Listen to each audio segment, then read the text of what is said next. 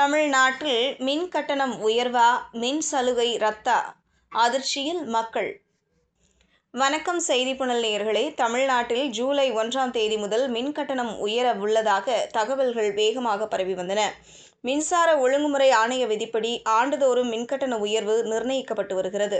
தமிழ்நாட்டில் கடைசியாக 2024 ஜூலை மாதம் 4.8% அளவுக்கு மின் கட்டணம் உயர்த்தப்பட்டது.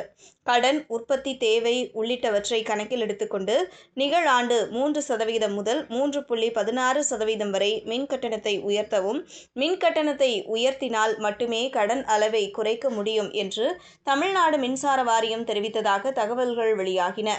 இதனால் மின் கட்டண உயர்வு இருக்குமா என்ற அச்சத்தில் பொதுமக்கள் இருந்து வந்தனர்.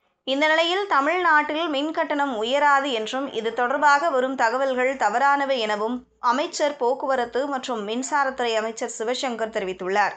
சமூக வலைதளங்களிலும் சில செய்தி ஊடகங்களிலும் மின்கட்டணம் உயர்த்தப்பட உள்ளதாக அதிகாரமற்ற தகவல்கள் பரவி வந்த நிலையில், அது தொடர்பாக ஏற்கனவே 20/5/2025 அன்று வீட்டு மின் இணைப்புகளுக்கு எந்தவித மின்கட்டண உயர்வும் இல்லை என விரிவான விளக்கம் அளிக்கப்பட்டுள்ளது. எனினும் தற்போது மீண்டும் மின்கட்டணம் குறித்த வதந்திகள் தொடர்ந்து பரவி வருவதால் அது குறித்து மீண்டும் அரசின் சார்பில் தெளிவுபடுத்தப்படுகிறது. தற்சமயம் மின்கட்டண உயர்வு குறித்து எந்தவித ஆணையும் தமிழ்நாடு மின்சாரம் வெளியிடவில்லை. ஒழுங்குமுறை ஆணையத்தால் வெளியிடப்படவில்லை.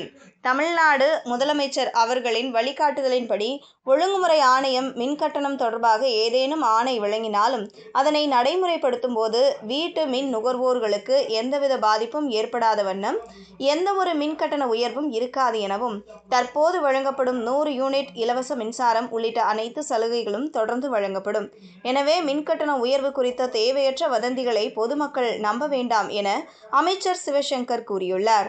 இதுபோன்ற செய்திகளை தெரிந்து கொள்ள செய்திப்புனலுடன் இணைந்திருங்கள்.